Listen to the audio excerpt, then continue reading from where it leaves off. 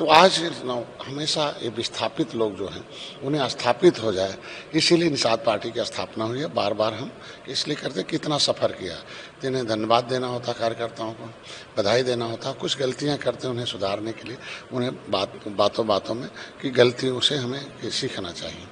तो कुछ कार्यकारिणी का गठन होगा राष्ट्रीय, कुछ प्रदेश का होगा, कुछ प्रभारी नियुक्त किए जाएंगे। और आज एक फैसला हमारी कमेटी ने लिया है और मैंने बात भी कर लिया भारतीय जनता पार्टी में कि जो इंजीनियर प्रवीण निषाद हैं, जो शुरू से जब पहली बार संकल्प लिया था निषाद राज किले से, तब से वो सांसद भी रहे 2 बार।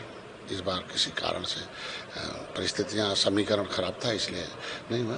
वो भारतीय जनता पार्टी के सांसद हैं, लेकिन भारतीय जनता पार्टी निषाद पार्टी के एक सहयोगी दल के रूप में है। भारतीय जनता पार्टी का एक लंबा इतिहास रहा गठबंधन धर्म का। तो एक राष्ट्रीय संयोजक, राष्ट्रीय एक समन्वयक और राष्ट्रीय संयोजक के रूप में आज के दिन में हमारे प्रस्ताव राष्ट्रीय कमेटी ने दिया कि वो बीजेपी में है, लेकिन एक राष्ट्रीय स्तर पर जहां हमारी पार्टी हर प्रदेशों में, वो भारतीय जनता पार्टी के साथ अब समन्वय स्थापित करे, जिससे कि आगे के जो चुनाव हों बेहतर परिणाम आ सके। तो इसके लिए आज के दिन में उसकी घोषणा। और राष्ट्रीय कमेटी में कुछ नए चेहरे, जो ताकतवर लोग हैं, जो बहुत मजबूत हैं, बुद्धिजीवी हैं, या हमारी पार्टी की विचारधारा को आगे बढ़ाना चाहते हैं। प्रदेश कमेटी में कुछ लोग आ रहे हैं जो पार्टी में नए हैं, जो सक्रिय हैं और समर्पित लोग हैं, और उन लोगों ने अब तक अच्छे परफॉर्मेंस दिया। तो कार्यकारिणी जो भंग थी उसमें लोगों को नए अवसर दिए जाएंगे जो बेहतर परिणाम ला सकें। दूसरा भी नए लोग हैं जो हमारे सारे विंग हैं, उनको है और मंथन है आरक्षण के मुद्दे पर विचार विमर्श है, और आगे इनसे राय लेना है, और फिर आगे कहाँ तक इन्हें बताना था कि इसमें रोड़ा कौन कौन है, सपा बसपा कांग्रेस कितना रोड़ा अपनाई, और हमारी सरकार कितनी गंभीरता से गंभीर है यहाँ तक आई। अगर आप पार्टी के साथ यहाँ तक आए हो तो कितना सम्मान, सुरक्षा, समृद्धि, आगे रहेंगे तो क्या मिलेगा, नहीं रहोगे तो क्या नुकसान हो सकता। ऐसी स्थितियों में आज के दिन का ये कार्यक्रम संकल्प में सभी लगभग हमारे पास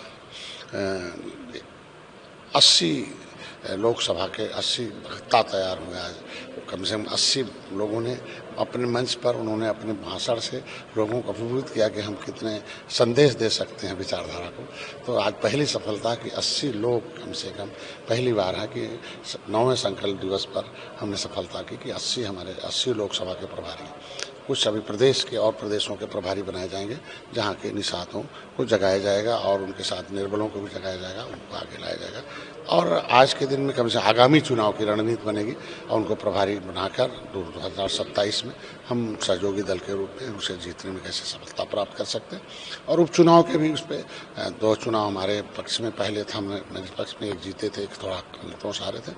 10 सीट पर आज प्रभारी भी नियुक्त हो जाएंगे और 10 सीट पर जीत सुनिश्चित कराने के काम है। तो भारतीय जनता पार्टी से हो चुके, उन्होंने कहा समय आने दीजिए, पहले घोषणा हो, फिर एक प्रत्याशी वो तय हो कि जो निषाद पार्टी, भारतीय जनता पार्टी के और वहाँ के लोकल लोगों के तीनों का पसंद का हो और जीत सुनिश्चित करे और समीकरण अच्छा हो और जो हमारी विचारधारा से संबंधित हो और विचारधारा को, क्योंकि पहले आपने प्रेस कॉन्फ्रेंस कर ये बात कही थी कि 2 सीटों पे कटहरी और क्योंकि किसी प्रेस ने चला दिया कि निषाद पार्टी कोई सीट नहीं मिल रही है, ये है वो। तो अभी जब कोई आधिकारिक बात न किसी का हो जाए तो जवाब तो देना ही पड़ेगा ना कि कहीं ऐसी कोई बात नहीं है। और भारतीय जनता पार्टी का गठबंधन धर्म निभाने का बड़ा सम्मानजनक उसका इतिहास रहा है, अपने गठबंधन धर्म को, सहयोगी दलों को सम्मान करती है और परंपरा रही है, जो जिसकी सीट है उसको जीतती है।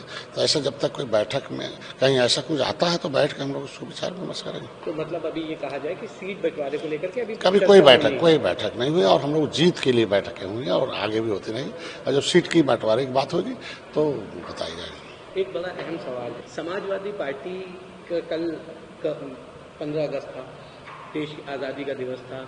समाजवादी पार्टी ने ऐसे मौके पर बीते दिनों गोमती नगर में जल भराव की घटना हुई थी, जिसमें एक आरोपी पकड़ा गया था, पवन यादव नाम था।